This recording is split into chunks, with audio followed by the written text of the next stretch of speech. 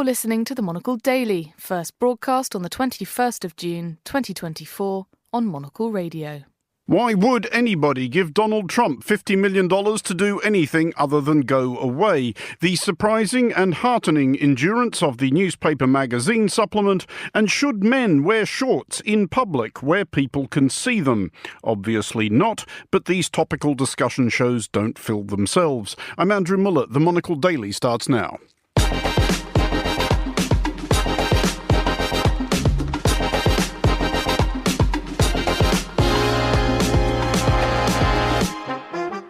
Hello and welcome to the Monocle Daily, coming to you from our studios here at Midori House in London. I'm Andrew Muller. It's Friday, so it's our weekly in-house daily, and the Monocle staffers who haven't yet joined the stampede to the nearest available Lido in order to enjoy London's annual 72 hours of summer are Chris Lord, Fernando Augusto Pacheco and Natalie Theodosi. They will discuss issues pressing and arguably less so, and we will hear live music from the genuinely and deservedly legendary Richard Thompson. Stay tuned. All that and more coming up right here on the Monocle Daily.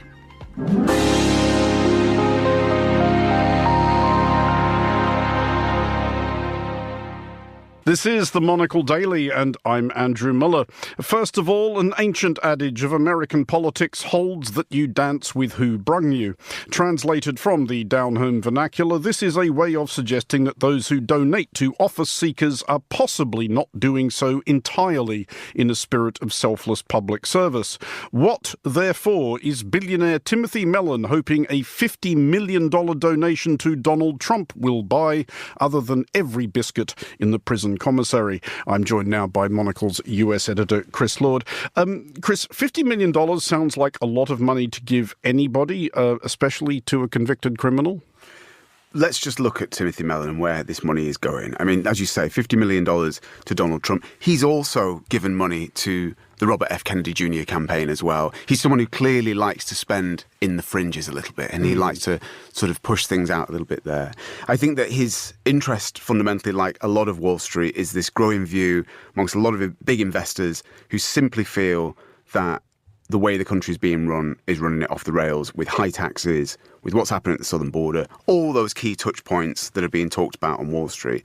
The trouble, I think, here is that anybody who looks at the Trump campaign, yes, he has just reported a massive, for May, $141 million intake for the campaign, huge amounts of money for the campaign, but they are literally burning through money from month to month. I mean, only have to go back to towards about April time, May time. It was reported that since January, they'd burned through about a quarter of everything that they'd been given on legal fees. So the campaign has found a way to use these donations to pay off the various legal fees that Donald Trump is facing week after week, month after month, and so on. And I think Mellon, in a way, is sort of, yes, it's a huge, historic amount of money that he's thrown the way of Donald Trump, I suppose, in a way from him. But he's just one of many that are very prepared. Big hedge fund billionaires, the likes of Bill Ackman, have talked about the importance of the Trump campaign. He's probably going to throw a bit more money that way. I think there is a sort of almost like a meme mentality has gone amongst a lot of these billionaires, where simply you've got to be in it to win it. And is it clear what they're hoping will happen in a second Trump term? Because you could kind of understand maybe why a billionaire would have donated to Trump the first time round. There was that conventional wisdom that, okay, he talks crazy, but once he's in office, he'll govern like a, sane, solid, possibly unimaginative, but business-friendly Republican. We all know he's not going to do that. Billionaires, presumably, rich people like security, predictability, stability, because they know that's their best chance of keeping their money. What do you think is in it for them? I think that probably from the first run of the Trump election and the presidency through to now, I think they've probably realised that he's quite a desperate individual. I think a lot of those billionaires have probably worked out that they can get very, very close to him very, very easily by throwing this money around. And I would say that the big concerns amongst them are high taxes, government spend, at a federal level, fears about how much the government is spending. I think that is really, a lot of them have realised that you can get very, very close to him by, relatively speaking, put in some sizable amounts of money in, but also you can really get into his orbit. And I think that is becoming more and more. I think there's also, we also have to remember, I think there's a great deal of fear on the part of these people of another Biden presidency. I think that a lot of them genuinely feel that if another 4 years will run the country off the rails. And so therefore they see the importance of this as a kind of existential moment a bit for America as well. But I think that lots of them have realised you can get very, very close to him for a cost. I mean, has campaign finance been an issue so far as you've noticed in the United States in this election campaign at all? Because it often is. People do try to make a thing of it. And, of course, it always ends up running up against the problem that the people who would have to pass the laws to change campaign finance in the United States are the people who benefit from the situation being roughly what it already is. I've had the interesting experience of actually going to a few fundraisers while I've been over there for various candidates in the 2.5 years I've been out in the US, and they are extraordinary places to go. I mean, they're very different from an experience of being around political events in the UK. The people are there. There is a cost of entry to go to a fundraiser. You pay your dues, and then you're in the room, and you're with the people potentially who can make laws and do all that kind of stuff. And I think that certainly what we've seen so far is that Joe Biden has been able to raise lots and lots of money very quickly, despite, if you observe in the media, a general feeling of, well, Joe has not really got the energy to run this campaign. This doesn't seem to be going very well. He does his public appearances, and it's, we just have to look at around D-Day last week. This feeling that there is a kind of lack of energy from the guy at the top. Despite all that, the actual money that's been flowing into the Democrat candidacy is extraordinary. As I say, I've been at some recent fundraisers, one in New York, and actually last summer I did some around when the midterms were happening in 2022.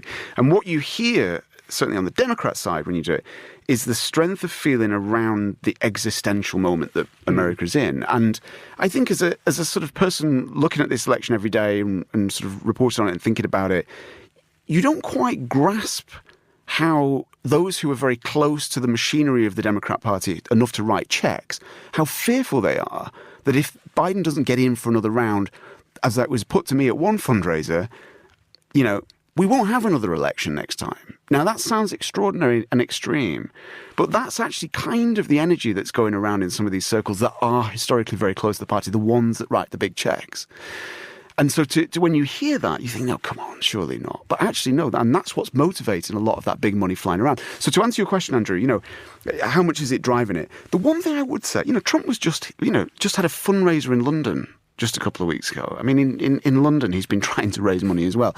It's become, as ever, of course, it's become a fight to raise money. But because of the nature of this election and how it's happening, you've got one candidate who's going from courtroom to kind of slightly half-baked rally to courtroom to appearance with a few billionaires to courtroom. And then you've got the other candidate who's desperately trying to drum up some energy. I think, frankly, both parties are thinking the only way we're going to get through this is to get a lot of money together and then throw it hard. Well, while we have you here, and reluctant though journalists always are to discuss the state of the media, we should address what is going on at the Washington Post, where there appears to be something of a clash of transatlantic journalistic cultures, which, to be clear to our listeners, to anybody who has ever attempted to work for newspapers on both sides of that ocean, they're very, very different places. They are very, very different places, yes. I think that the American newsroom is, as it has done over many times in the last 50, 60 years, is dabbling with bringing Brits over and putting them in very senior positions and then seeing what happens. And what inevitably happens, as you're finding, as we're seeing now, is that the Americans who staff the newsroom and run it don't necessarily take very well to their new British leader who arrived. So the Washington Post, to recap what's gone on there, you've had Will Lewis, who's come in, ex-Telegraph, has come into the Washington Post, a paper owned by Jeff Bezos, but that, frankly, as Will Lewis put to the top people at the Washington Post when he came in, I can't sugarcoat it for you, people are just not reading your stuff anymore. There is a crisis of readership there at the Washington Post, and that's translating into declining revenue, so they're trying to arrest that decline. Now, Will Lewis has brought in, or attempted to bring in, someone that he worked with at the Telegraph, Robert Winnett, who was very high up there at the Telegraph, and had worked with him in other places around British media. Now, the Washington Post has now, its own journalists have published an expose, 3,000-word expose of their new boss who was on the way in. And, needless to say, that flight has now been cancelled for him to come out here. And just in brief, Andrew, the reason, the sort of the nub, if you like, of the story that they've published in the Washington Post is that Rob Winnett, in his time in various Fleet Street newspapers, worked with some quite nefarious characters, or nefarious is a good word, or slightly less ethical characters, not least one particular individual who was renowned for being very adept at searching the bins of Alistair Campbell when he was director of comms for New Labour. So that is, and I think what you're having there, Andrew, to your original point, is that you are finding American media in a slightly unfamiliar moment of crisis that has held on to big newsrooms in a way that British media hasn't done, suddenly in this moment of crisis, looking to Britain for answers, frankly, British editors for answers, and they're all, Emma Tucker is in charge of the Wall Street Journal these days, Mark Thompson, ex-New York Times, ex-Director General of the BBC, now running CNN. You have these big figures at the head of these media organisations, but there is just, I think, a big culture clash going on there. Chris Lord, thank you. You're listening to The Daily on Monocle Radio, and the far too many of you who have not recently gone to a newsstand and bought a physical newspaper may have assumed that the Colour magazine supplement has gone the way of hot metal typesetting. Not so, and here with more on that is Monocle senior correspondent and host of Monocle Radio's The Stack, Fernando Augusto Pacheco. Fernando, is there actually a revival of the magazine supplement, or did it never really go away? I think there is a revival. To be honest, of course, the main papers never really went away. But, Andrew, the reason why I'm talking to you about this, because tomorrow on The Stack, I spoke to someone very prominent on the Italian media, Emanuele Farnetti. Mm-hmm. He's the deputy editor-in-chief of La Repubblica, which is a very, iconic Italian daily. He's also the editor of all their magazines. They're launching a new men's monthly title called You. And I had a look at the title with Giorgio Armani on the cover. Obviously.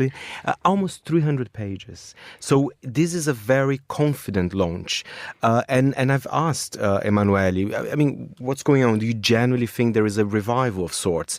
And he says it really does. So I think advertisers, according to Emanuele, but I do agree with him as well, they're going to either those magazine supplements or to a very cool independent title. So some of the women's and men's, fashion monthlies, they're struggling a little bit with that because the brands, they want the seriousness of a brand. It could be La Repubblica, it could be Le Monde, it could be, even the New York Times as well. 300 pages is confident to say the very least. But to be clear, is this something that will be included with the newspaper, or is this a separate thing they're selling? With the newspaper most of the time. So yeah, it's quite hefty. If you buy Sunday, even in the UK, one of my favorite papers to read over the weekend is the Sunday Times. Mm-hmm. And the reason, because they have Sunday Times Style, they have the Culture magazine, they have the Sunday Times magazine as well. But what's happening in a few countries, they are experimenting with different formats. So for example, La Repubblica, they have a D magazine, which is about lifestyle and fashion. It comes weekly with La Repubblica. But Emanuele was saying that he wants to do a special edition for people outside Italy. So they are even translating some of the articles. So he's making a magazine out of the magazine. And some other papers tried that. Le Magazine du Monde, for example, from Le Monde, they did a very beautiful special edition with the best of their of their work. So I think they're trying to monetize as much as they can. But fashion brands love that. The luxury brands love that. And I think it's good revenue for the papers. And I like a magazine with my newspaper. Obviously, I'm delighted about anything that raises revenue for magazines and newspapers. But the great joy to me of the classic colour supplement, both as a reader and as a writer, was the fact that was where you could do the proper discursive, possibly even somewhat rambling, long-form journalism. You could write a 3,000-word interview with somebody. You could write a 4,000-word report from somewhere. When you're talking about this new one of La Repubblica's, when you're seeing other colour supplements that are being launched or revived, are they actually investing in journalism, or are they just thinking, here's 300 pages of glossy ads, ka-ching? Both. And I think that's lovely that is both. Zeit magazine from Die Zeit in Germany, I think they have incredible articles. And as you rightly said, in depth, because they perhaps have less financial pressures because they are already inserted in the newspaper. So it's not necessarily that they need kind of an exciting cover, even though most of the time they do have exciting covers. So that's also important. But I agree. I think this tradition still remains. And I see that a lot in Europe, a little bit in the United States. But I generally think it's a little bit of a global trend. Well, if it's a global trend then, and if we assume that we have a global-looking polyglot listenership, and I'm sure we do, let's see if we can tempt a few people to toddle along to a newsstand this weekend and actually buy a paper with a magazine supplement in it. Which are your current favourites? Well, one favorite, sorry, I know we're talking about La Repubblica, but they have Door. That's another one of their magazines. It's a beautiful design title. You know, it's actually, you know, there's a big format as well, amazing photography. I think Zeit magazine from our friend Christoph Ammann is always good. Incredible photography, great sense of humor as well. And Emile Magazine du Monde as well. I receive every week here in the office. They have incredible coverage and a lot of political articles as well about the world. They cover Brazil. They cover actually this weekend's edition because I did see the cover. It's funny because France is going through an election, but it's a special one about the UK. It's saying basically our neighbors also having an election. So it's quite interesting because I'm sure the French are very, you know, occupied with Macron's and everything that's happening there. But it's an in-depth look about the UK election. I mean, do you think they're going to take a sympathetic view, or is this just them seeing an excuse to laugh at the British? Maybe an excuse to laugh at them all at this stage, you know. Fernando, we should, because we are about to move on, listeners, to another subject upon which I fear Fernando and I may exchange harsh words. So before we do that, Fernando, remind everybody, if you will, like they need telling at this point, where is the absolute best place, radio-wise, to listen to hot chat about the state of the print media? The Stack. Obviously. Every Saturday, 10 a.m. London time. Just go to monocle.com. We're on Spotify as well, Apple Podcast, we're everywhere. Well, on a more sombre note, yesterday marked the summer solstice in the Northern Hemisphere, which felt kind of insulting given that this year has, in London at least, been basically one long February. Arguably, the sole upside of the inclement climes has been that it has spared decent citizens some weeks of having to endure the spectacle of grown adult men wearing shorts. In recent days, however, the sun has come out, which is the good news. The bad news is that as a consequence, grown adult men are wearing shorts. And still with me is one such degenerate, Monocle's shorts desk chief, Fernando Augusto Pacheco, and we're also joined from Paris by Monocle's fashion director, Natalie Theodosi. Fernando, first of all, seeing as how you're here in the studio, I put it to you that you are right now, in fact, wearing shorts. Explain yourself. Not only short, but short shorts, I have to say. I'm wearing last season's Prada micro denim shorts. But honestly, but Andrew, people were framing here as a trend. But one thing I'll tell you, because I think in the last, 3 years or so, everybody's saying it's a trend. I think short shorts are here to stay. I have a feeling that men's clothing are going through kind of a revolutionary phase. And I think men are not scared to show off their leg. Yeah, but my contention is that they should be, Fernando. Well, but, if it's hot and if you're wearing elegantly, I mean, I'm not... No, nobody's ever worn shorts elegantly, but I no sort of grown adult men who were not wearing shorts specifically for the purpose of playing sport, which is obviously an allowable exception, have ever worn them gracefully, is my contention. I just want to pick you up on the trend of short shorts, Fernando. When we say short, how short are we actually talking? Are we talking sort of maybe around mid-thigh or full-blown 1980s Australian rules footballer? 1980s Australian footballer, and oh my if God. you want to hear it in inches, maybe 5 inches inseam, I think that's good, even though we've seen in the catwalk, and I'm sure Natalie would talk a little bit about this, we've seen 3 inches as well. So not even I was brave with that. I mean, I do have my pair of rough... I thank you for that much, Fernando. I do have my pair of rough Siemens, which they also have a slit on it. I love it. It's a beautiful piece, but I have to say, even now, I am not so courageous enough to wear it. I used to. But yeah, shorts are everywhere, and the brands are answering. Men are desiring that. And today I was walking in London. It's for all ages. I saw a man in his late 50s. He was wearing a very elegant denim shorts. It was not as short as mine, but fairly short, definitely above the thigh. And he was super elegant, wearing very decent shoes. And I can see this trend everywhere. You can. Before, I think 3 years ago, it was just the fashion people. It was a bit. Now it's everywhere. I'm going to bring in Natalie, our fashion director at that point. Natalie, are you going to help me out here, or are you siding with Fernando? Well, first of all, thank you so much for calling me to weigh in on this very, very important topic. And I think I'm actually with Andrew on this one. Yes. But there is, I think, a difference. If we're talking about shorts, I'm here in Paris on the catwalks, off the catwalks. I've seen a lot of short suits, but the shorts are just above the ankle.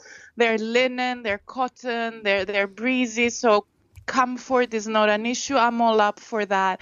But when we talk about short shorts, I don't know if it's a good idea, to be completely honest with you. They were on the Gucci runway in Milan on Monday, a red leather version that was, I think, 3 inches, like what Fernando was saying. But I think those are meant for the beach, not the city. I don't know if Fernando will disagree with me. Fernando, I just remind you and our listeners, Natalie is our fashion director, so she's right. She's obviously right. Argue with that if you can. You can't. It's hard. Of course, I respect Natalie's opinion very, very much. And I do agree, perhaps red leather might be too much, even for me. But I am addicted to short shorts. I think once you start wearing short shorts, it's very hard to go back to the normal length. And I do have this problem. I don't mind a Bermuda. A Bermuda is slightly longer shorts. I think men could look very sexy in it, but I think it's fine. And there's a rule, and I think actor Paul Mescal, I think people are saying that he's the king of short shorts. Is that what people are saying, Fernando? People are saying. Is this a thing people are saying? If I were to make a survey of the bars and saloons of downtown London tonight, is that a thing I would find people saying? One or two will say this for sure, but he says if you wear short shorts, wear something slightly longer sleeve on top. That's what I'm doing. I have a Isabelle Marant tunic here. Long sleeves. I mean, I'm not saying it's the more super how can I say conservative look, but you can't wear like just a simple t-shirt. You have to kind of balance the proportions out a bit.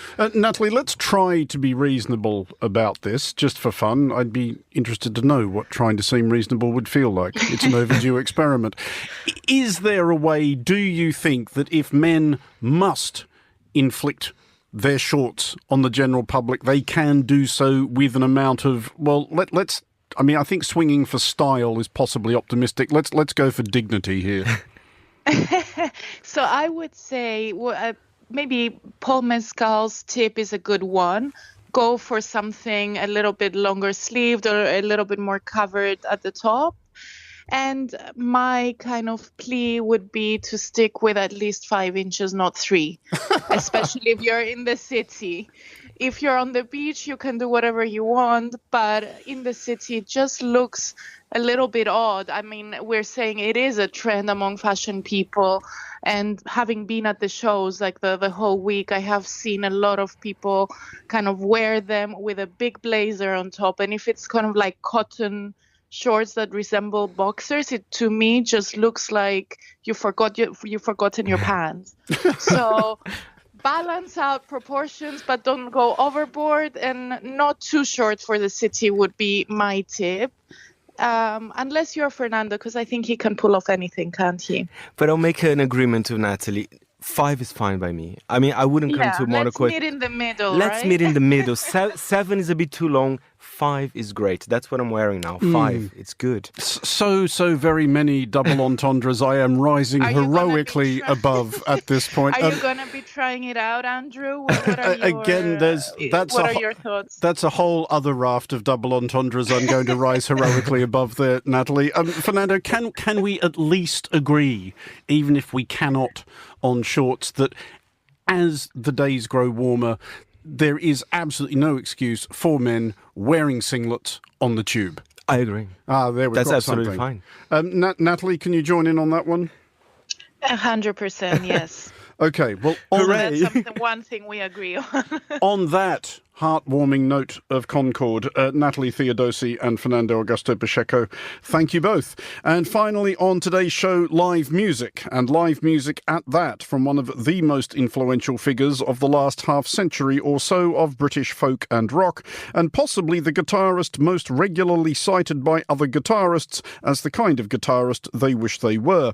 Richard Thompson, for it is he, is presently out and about with his latest album, Ship to Shore. He came to Midori House to tell us all about it. But I began by asking Richard about some significant recent milestones.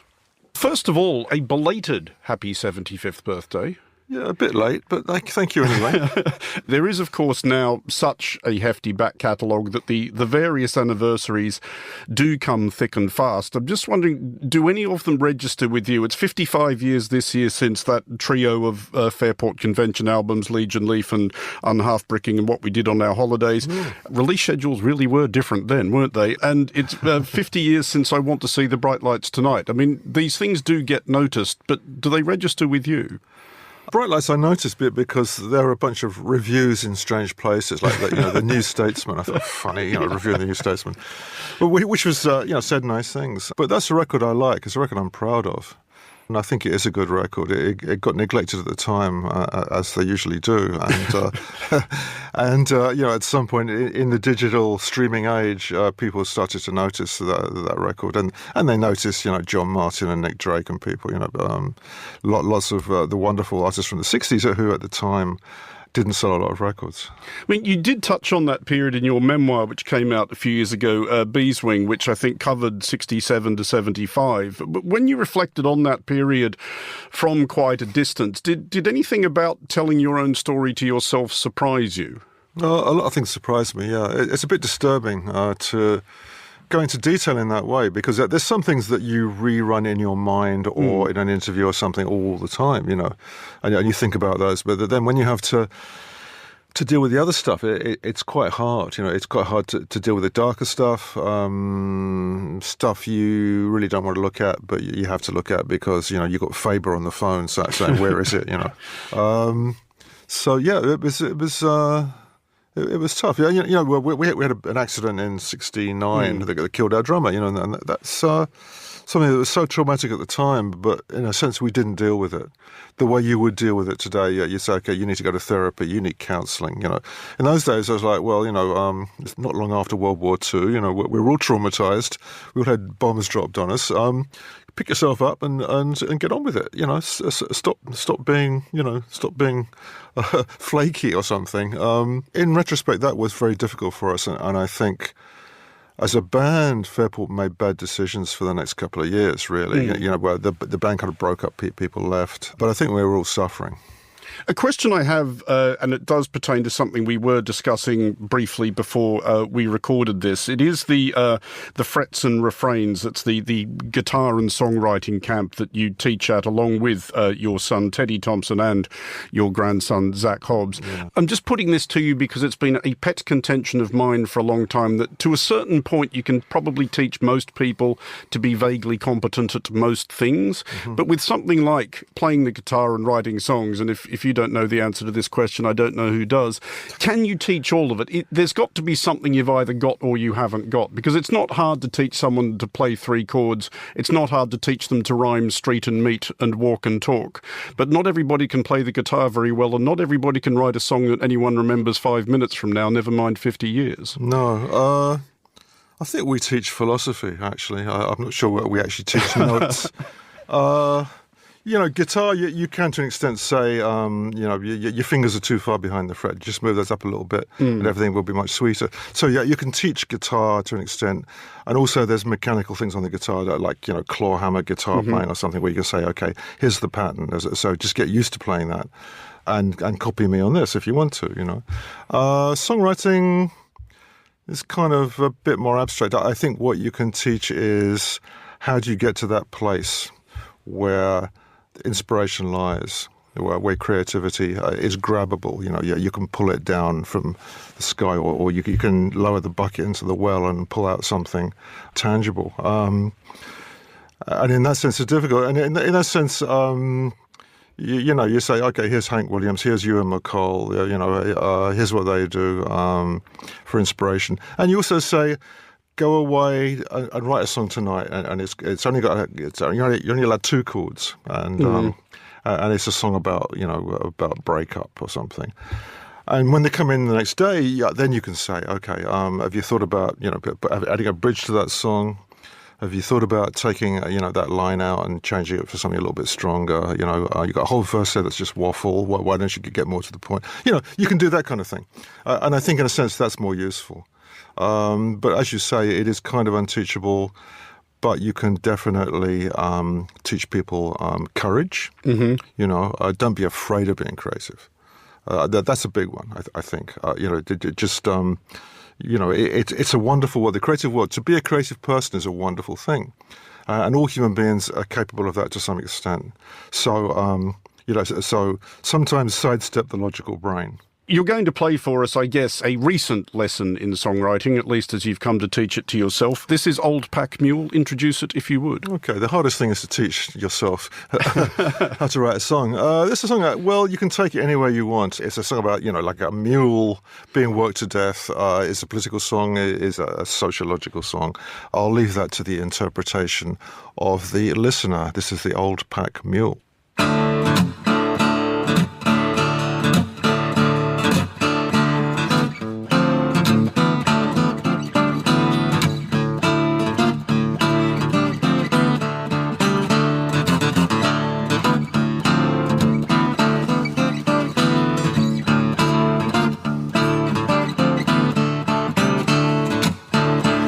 The old pack mule, she's breathed his dying breath. Poor old mule, that he worked his ass to death. His body's still warm, now his soul's gone up above.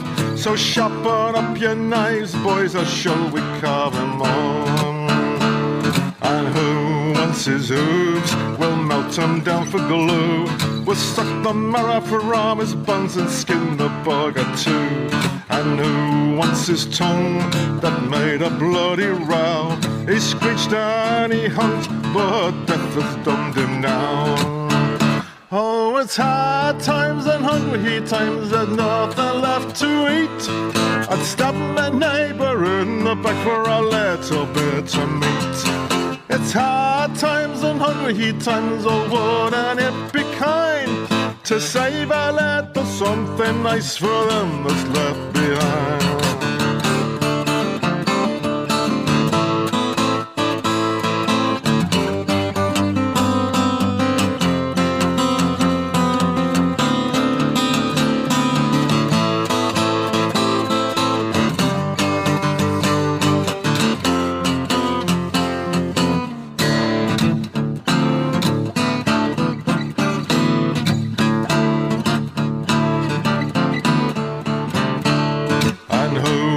His liver, there's rich pickings there.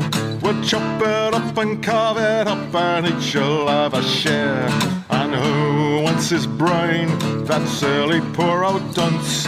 They say he hardly used it, he might have used it once. Oh, it's hard times and hungry times, and nothing left to eat. I'd stab my neighbour in the back for a little bit of meat. It's hard times and hungry times, oh, wouldn't it be kind to save a little something nice for them that's left behind?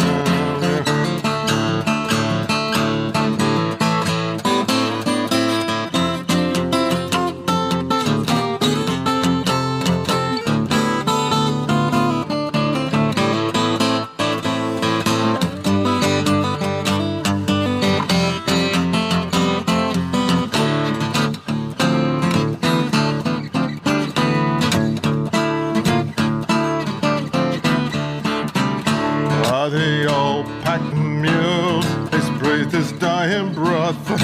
Poor old mule, that he worked his ass to death. His body's still warm, now his soul's gone up above. So sharpen up your knives, boys, or shall we carve him all?